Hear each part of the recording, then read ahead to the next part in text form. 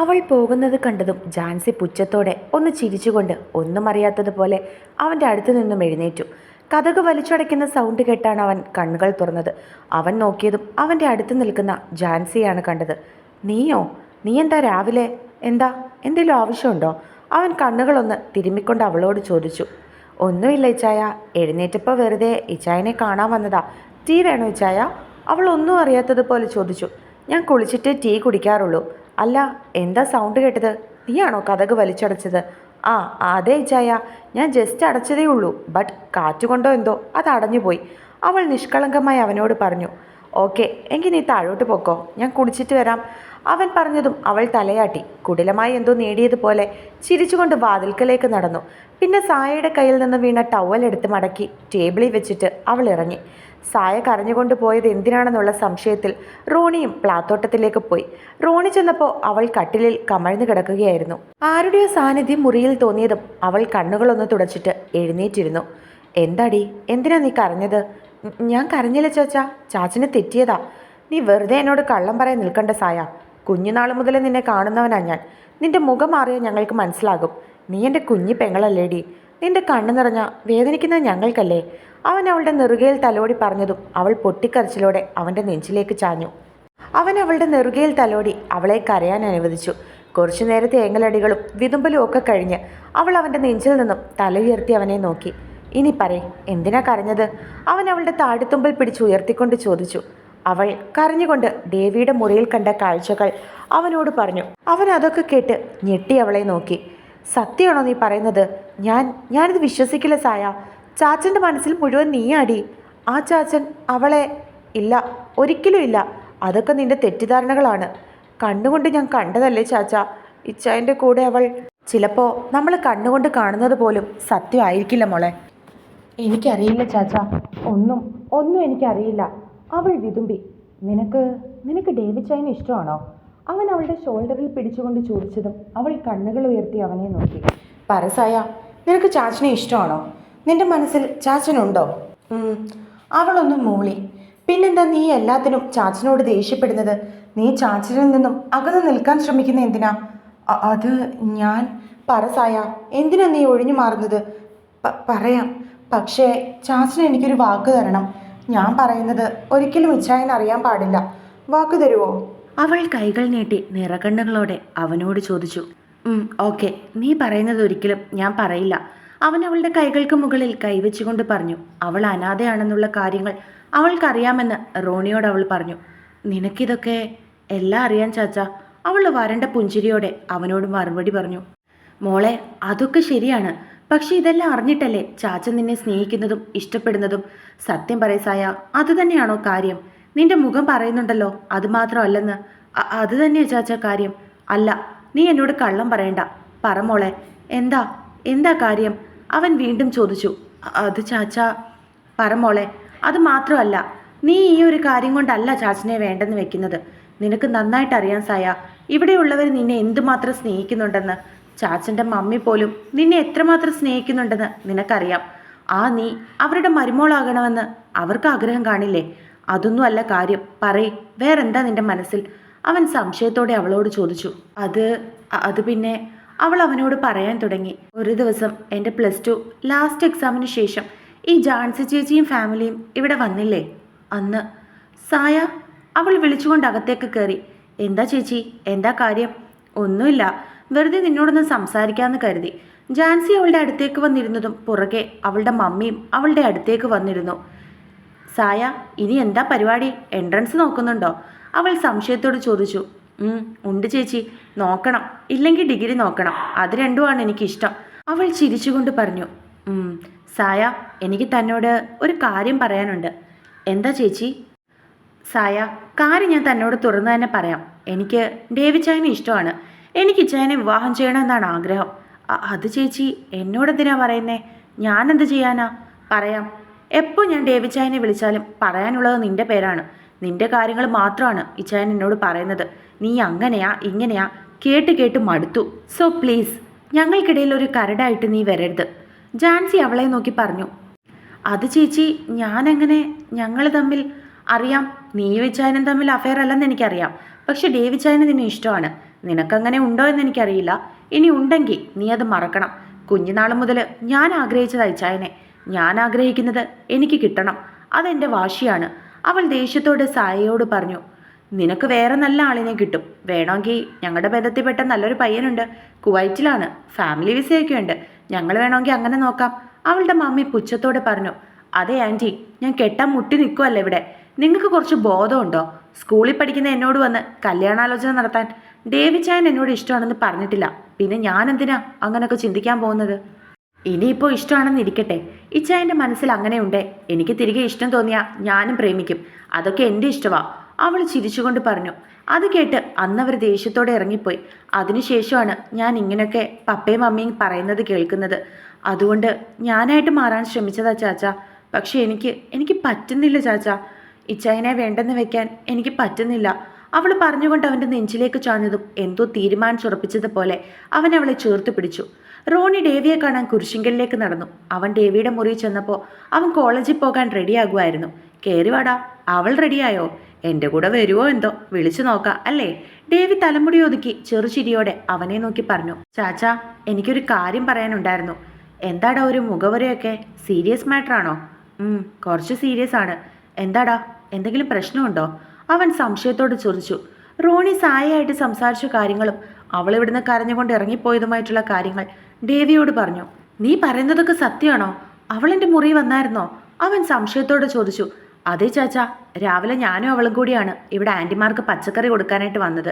പക്ഷെ ഞാൻ കുറച്ച് കഴിഞ്ഞ് നോക്കിയപ്പോൾ അവൾ ഇവിടുന്ന് കരഞ്ഞുകൊണ്ട് ഇറങ്ങിപ്പോകുന്നതാണ് കണ്ടത്. ഞാൻ വിളിച്ചിട്ട് അവൾ നിന്നില്ല. അങ്ങനെയാണ് ഞാൻ അവളുടെ പുറകെ ചെന്നത്. കാര്യം ചോദിച്ചപ്പോൾ ആദ്യം പറഞ്ഞില്ല, പിന്നെയാ ഈ കാര്യങ്ങളൊക്കെ പറഞ്ഞത്. അപ്പോൾ അവക്കെന്നെ ഇഷ്ടമാണോടാ? ഡേവി കണ്ണുകൾ വിടർത്തി ചോദിച്ചു. അതെ ചാച്ച, അവൾക്ക് ഒരുപാട് ഇഷ്ടമാണ്. പക്ഷേ ഇതൊക്കെയാണ് കാര്യങ്ങൾ. ഇതുകൊണ്ടാണ് അവൾ ചാച്ചനെ അകറ്റി നിർത്തുന്നത്. എടാ, പക്ഷെ ഞാൻ അറിഞ്ഞത് ഇങ്ങനെയൊന്നുമല്ല. അവൾ എന്നിൽ നിന്നും അകനാനുള്ള കാരണം അവൾ അനാഥയാണെന്നുള്ള ഒരു കോംപ്ലക്സ് ആണെന്നാണ് ഞാൻ അറിഞ്ഞത്. ദേവി അവനത് അറിയാനുണ്ടായ സാഹചര്യങ്ങളും മറ്റും റോണിയോട് പറഞ്ഞു. ചാച്ച, ഇതവൾ എന്നോട് പറഞ്ഞായിരുന്നു. ഇതാണ് അവൾ ആദ്യം എന്നോട് കാരണം പറഞ്ഞത്. ചാച്ചനോട് ഇത് പറയരുതെന്നും പറഞ്ഞു. അതുകൊണ്ടാണ് ഞാൻ പിന്നെ ഈ കാരണം പറയാഞ്ഞത്. പിന്നീട് എനിക്ക് സംശയം തോന്നി ഇത് തന്നെയാണോ എന്ന്. അതാണ് ഞാൻ വീണ്ടും അവളോട് ചോദിച്ചത്. അപ്പോഴാണ് അതുമാത്രമല്ല ചാച്ചനിൽ നിന്നും അവൾ അകലാനുള്ള കാരണമെന്ന് അവൾ എന്നോട് പറഞ്ഞത്. അപ്പോൾ ജാൻസിയാണല്ലേ ഞങ്ങൾക്കിടയിൽ ഇത്രയും നാൾ കളിച്ചത്? അവൾ ഇത്രയും നാൾ ഇച്ചായ എന്ന് വിളിച്ചു എൻ്റെ പുറകെ നടന്ന് എന്നെ പറ്റിക്കുമായിരുന്നു. ഡേവി ദേഷ്യത്തോടെ പറഞ്ഞു. അതേ ചാച്ച, അവളാണ് ഇതിൻ്റെ ഇടയ്ക്ക് നിന്ന് കളിച്ചത്. എന്നിട്ടൊന്നും അറിയാത്തതുപോലെ അവൾ നിൽക്കും. ചാച്ചൻ ഇവളെപ്പറ്റി പറയുന്ന കാര്യങ്ങളെല്ലാം ചിരിച്ചുകൊണ്ട് കേട്ട് നിന്നിട്ട് അവളുടെ അടുത്ത് നിന്ന് ചാച്ചൻ അവളുടെ ആണെന്ന് പറയും. നിങ്ങൾക്കിടയിൽ ശല്യമായി വരരുതെന്ന് സായയോട് പറയും. അതൊക്കെ കേൾക്കുമ്പോൾ അവൾക്ക് വിഷമമാകും. അതുകൊണ്ടാണ് അവൾ മനഃപൂർവ്വം അതിൽ നിന്ന് മാറാൻ ശ്രമിച്ചത്, നിങ്ങൾക്കിടയിൽ വരാതെ ഇരിക്കാൻ ശ്രമിച്ചത്. എടാ, അവൾ എന്നിൽ നിന്ന് അകന്നാലും എനിക്ക് അവളെ അകറ്റി നിർത്താൻ പറ്റുമോ? അത്രയും ഞാൻ അവളെ ഇഷ്ടപ്പെടുന്നില്ല. ചാച്ചൻ അവളോടുള്ള ഇഷ്ടമൊക്കെ അവൾക്ക് നന്നായിട്ട് അറിയാം ചാച്ച. പിന്നെ അവൾ അതൊക്കെ ഇതിനു വേണ്ടിയിട്ട് കണ്ടില്ലെന്ന് നടിക്കുമായിരുന്നു. അവൾക്ക് ചാച്ചനോട് ഇഷ്ടമില്ലെങ്കിൽ ചാച്ചൻ്റെ കൂടെ മറ്റൊരു പെണ്ണിനെ കണ്ടപ്പോൾ അവൾക്ക് ഇത്രയും വേദനിച്ച് എന്തിനാ? റോണി ചിരിയോട് ചോദിച്ചു. അതെ, എനിക്കിപ്പോഴല്ലേ കാര്യങ്ങളൊക്കെ പിടികിട്ടിയത്. ഇനി പേടിക്കാനൊന്നുമില്ല. സായ ഇനി ഡേവിക്കുള്ളതാ. അതിൻ്റെ ഇടയിൽ ഇനി ആര് വന്ന് കളിച്ചാലും ഒന്നും നടക്കാൻ പോകുന്നില്ല. ഡേവി ദേഷ്യത്തോടെ പറഞ്ഞു. സായ കട്ടിലിൽ നിന്നും എഴുന്നേറ്റു. അവൾ കണ്ണുകളൊന്ന് ഇറുക്കി അടച്ചു തുറന്നു. പിന്നെ കണ്ണുകൾ തുടച്ച് അവൾ ഡ്രസ്സും എടുത്ത് ബാത്റൂമിലേക്ക് കയറി. ഡേവിയുടെ കൂടെ ജാൻസിയെ കണ്ടപ്പോൾ ഉള്ള ആ നിമിഷങ്ങൾ അവളുടെ കണ്ണിലൂടെ മിന്നിമാഞ്ഞു. അവളുടെ കണ്ണിൽ നിന്നും വീണ്ടും കണ്ണുനീർ തുള്ളികൾ ഒഴുകി. എന്നാൽ അവൾ അതിനെ വാശിയോടെ തുടച്ചു കളഞ്ഞു. പിന്നെ എന്തോ ഉറപ്പിച്ചതുപോലെ അവൾ ഷവർ ഓൺ ചെയ്തു. അലക്സിന്റെ കയ്യിൽ കിടന്നൊരു പൂച്ചക്കുഞ്ഞിനെ പോലെ ഉറങ്ങുകയാണ് പാത്തു. അവൻ അവളുടെ മുഖത്തേക്ക് തന്നെ നോക്കി അവളുടെ നെറുകയിൽ തലോടിക്കൊണ്ടിരുന്നു. എന്നെ തള്ളി പറയല്ലേ പെണ്ണെ, എനിക്ക് സഹിക്കാൻ പറ്റില്ല. എന്നെ വേണമെങ്കിൽ നീ കൊന്നോ. പക്ഷെ എന്നാലും ഓർമ്മ വരുമ്പോൾ ഇച്ചായനെ അറിയില്ലെന്ന് നീ പറയല്ലേ കുഞ്ഞാ. എനിക്കത് താങ്ങാൻ പറ്റില്ല. അത്രയും ജീവനാണ് നീ എനിക്ക്. അവൻ അവളുടെ നെറുകയിൽ തലോടി അവളുടെ നെറ്റിയിലൊന്ന് ചുംബിച്ചുകൊണ്ട് പറഞ്ഞു. നെറ്റിയിൽ എന്തോ നനവ് അനുഭവപ്പെട്ടതും അവൾ ഉറക്കം നഷ്ടപ്പെട്ടതുപോലെ കണ്ണുകൾ ചിമ്മിത്തുറന്നു. തന്നെ തന്നെ നോക്കി നിറകണ്ണുകളോടെ ഇരിക്കുന്ന അലക്സിനെ കണ്ടതും അവൾ കട്ടിലിൽ എഴുന്നേറ്റിരുന്നു. ഇച്ചായൻ എന്തിനാ കരഞ്ഞത്? അവൾ അവൻ്റെ കവളിൽ കൈവച്ചുകൊണ്ട് ചോദിച്ചു. അത് ഇച്ചായൻ്റെ പാത്തുവിന് വയ്യല്ലോ. പാത്തുവിന് വയ്യാതായ ഇച്ചായന് സങ്കടാവില്ലേ? അതുകൊണ്ടാ. അവൻ പുഞ്ചിരിച്ചുകൊണ്ട് പറഞ്ഞു. ഇപ്പം പാത്തുവിന് കുഴപ്പമൊന്നുമില്ലല്ലോ. പാത്തുവിൻ്റെ അസുഖമൊക്കെ മാറി. പാത്തു ഹാപ്പിയല്ലേ? പാത്തു ഹാപ്പിയാണോ? അവൻ ചിരിച്ചുകൊണ്ട് ചോദിച്ചു. പിന്നെ പാത്തു ഭയങ്കര ഹാപ്പിയാ. ഇച്ചായന് ഹാപ്പി ആയിട്ടിരിക്കണം കേട്ടോ. അവൾ തലകുലുക്കി കുഞ്ഞുകുട്ടികൾ പറയുന്നത് പോലെ പറഞ്ഞതും അവൻ അവളുടെ മുഖം മുഴുവൻ ചുംബനങ്ങൾ കൊണ്ട് മൂടി. ഇനി പാത്തു, ഇച്ചായന് ഉമ്മ തരാം. അവൾ പറഞ്ഞതും അവൻ ചിരിച്ചുകൊണ്ട് മുഖം അവളുടെ നേരെ അടുപ്പിച്ചു. അവൾ അവൻ്റെ മുഖം കൈകളിലെടുത്തുകൊണ്ട് അവൻ്റെ നെറ്റിയിൽ അമർത്തി ചുംബിച്ചു. 2 കവളിലും താടിയിലും ഒക്കെ അവൾ ചുണ്ടുകൾ ചേർത്തു. പിന്നെ അവനെ ഇറുക്കിപ്പിടിച്ച് അവൻ്റെ നെഞ്ചിലേക്ക് തലവെച്ചു. ദേവി കോളേജിൽ പോകാൻ റെഡിയായി ഇറങ്ങിയതും ജാൻസി അങ്ങോട്ടേക്ക് വന്നു.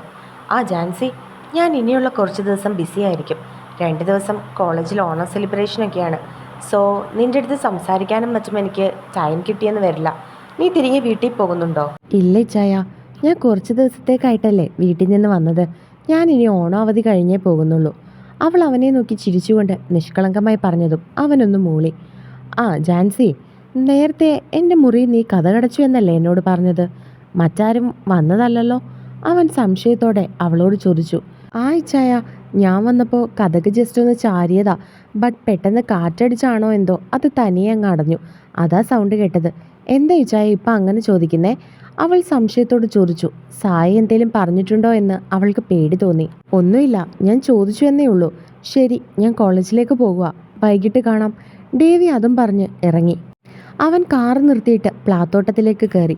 അവൻ കയറി ചെന്നപ്പോൾ സായയും മറ്റുള്ളവരും ആഹാരം കഴിക്കുകയായിരുന്നു. മോനെ, കയറി വാ, ആഹാരം വിളമ്പട്ടെ. ശാലിനി അവനെ കണ്ടതും സ്നേഹത്തോടെ വിളിച്ചു. അവനെ കണ്ടതും സായയുടെ മുഖം പെട്ടെന്ന് മാറി. അവളുടെ മുഖം ദേഷ്യം കൊണ്ട് ചുവന്നു. അത് അവന് മനസ്സിലായെങ്കിലും അവൻ ചിരിച്ചുകൊണ്ട് അവരുടെ അടുത്തേക്ക് നടന്നു. ആഹാരം കഴിച്ചോ ചാച്ച? റോണി ചിരിച്ചുകൊണ്ട് ചോദിച്ചു. കഴിച്ചു, അവൻ ചിരിയോടെ മറുപടി പറഞ്ഞു. സായ, പെട്ടെന്ന് കഴിക്ക്, അപ്പോൾ ഡേവിയുടെ കൂടെ കോളേജിൽ പോകാലോ. ശാലിനി അവളെ നോക്കി പറഞ്ഞു. എന്തിന്? ഞാൻ നടന്നു പൊക്കോളാം. എനിക്ക് ആരുടെയും കൂടെ കോളേജിൽ പോകണ്ട, അവൾ ദേഷ്യത്തോടെ പറഞ്ഞു. സായ, സണ്ണി ദേഷ്യത്തോടെ വിളിച്ചു. ഡാ, അടങ്ങിയിരിക്കുക, സാരമില്ല. ഡേവി സണ്ണിയെ തടഞ്ഞു. ചാച്ചൻ്റെ കൂടെ പോകാമെങ്കിൽ നീ ഇന്ന് കോളേജിൽ പോയാൽ മതി, അല്ലെങ്കിൽ നീ പോകണ്ട.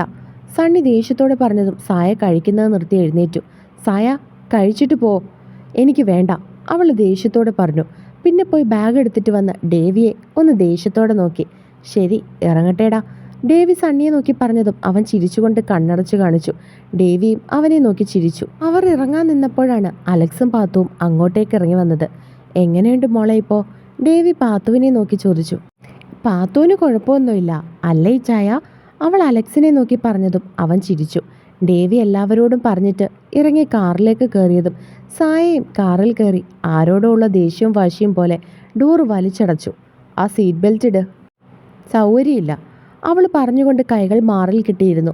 അവൻ ചിരിച്ചുകൊണ്ട് അവളുടെ അടുത്തേക്ക് ചാഞ്ഞു. അവൾ ഞെട്ടി അവനെ നോക്കി. നൂഴില് പോലും വ്യത്യാസമില്ലാതെ അവൻ അവളുടെ അടുത്തേക്ക് മുഖമടുപ്പിച്ചു.